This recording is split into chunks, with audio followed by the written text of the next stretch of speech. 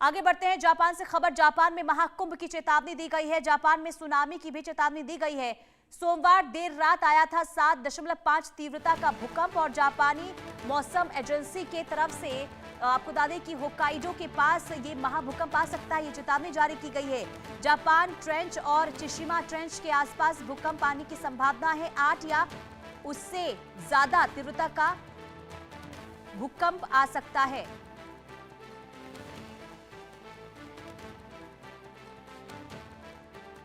तो ये बड़ी खबर आपको बता रहे हैं। होक्काइडो से लेकर चिबा प्रीफेक्चर तक महाभूकंप को लेकर चेतावनी जारी की गई है और ये भी कहा गया है कि खाने पीने की व्यवस्था जो है वो पहले से कर रखें और साथ ही साथ अधिकारियों को भी ये कहा गया है कि आप अलग से रास्ता खोज निकाले ताकि अगर महाभूकंप को लेकर किसी भी तरीके से कोई संभावना बनती है या फिर जिसे लेकर चिताया जा रहा है, अगर स्थिति खराब होती है तो उसे लेकर पहले से ही तैयारी की जानी चाहिए और अगर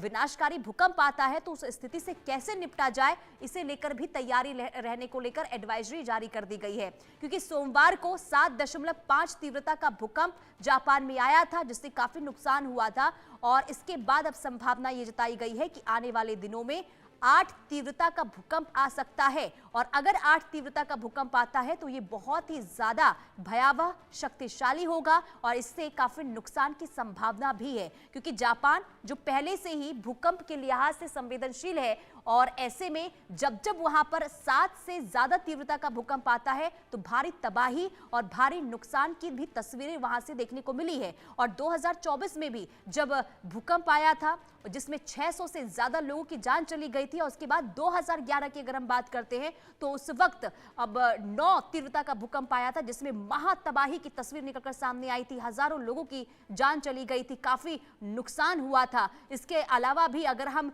आगे की बात करें यानी कि पिछले सालों की कई दफा ऐसी तस्वीर जापान से सामने आई है जब 7 से ज्यादा भूकंप यहां पर आया है तो तब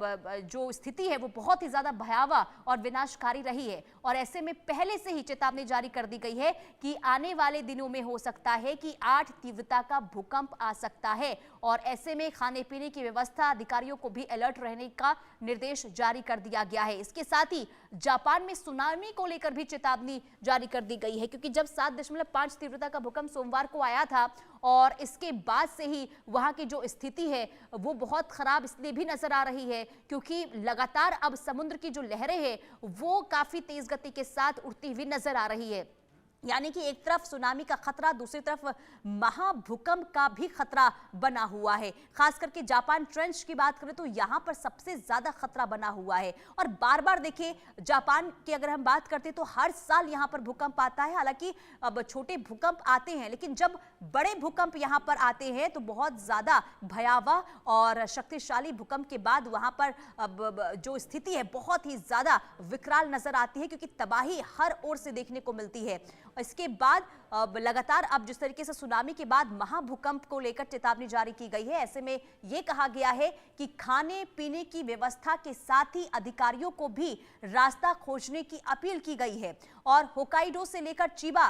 प्रीफेक्चर तक भूकंप को लेकर यह चेतावनी जारी की गई है और ऐसे में जब महाभूकंप वहां पर आने की संभावना बनती है और इसे लेकर तैयारियां अब लगातार देखने को मिल रही है। आगे बढ़ते हैं और इसी बीच एक और खबर आपको बता दें। दरअसल संजय कपूर की लगभग 30,000 करोड़ रुपए की मानी जा रही संपत्तियों पर जो पारिवारिक विवाद चल रहा है अब ये और ज्यादा तीखा हो गया है। दरअसल संजय कपूर की विधवा